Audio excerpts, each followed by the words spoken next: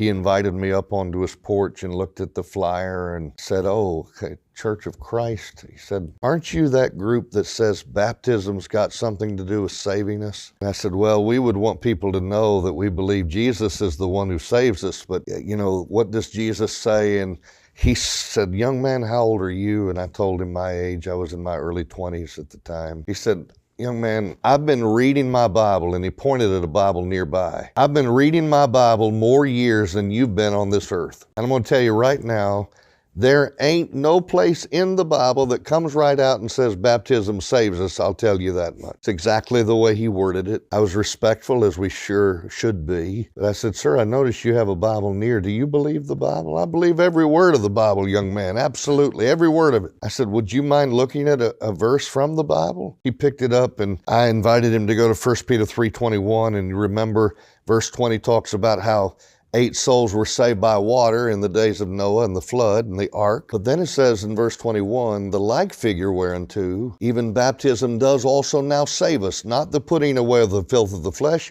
but the answer of a good conscience toward God by the resurrection of Jesus Christ." Ask him if he would read 1 Peter 3:21.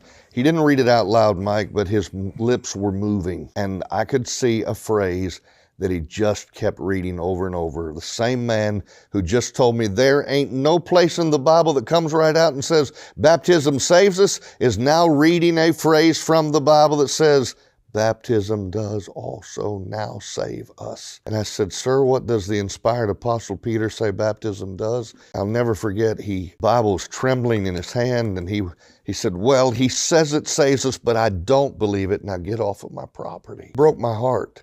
Here's a man who saw what the Word of God said, but he was not willing to embrace it. I pray that we've got honest and good hearts that will do the opposite of that.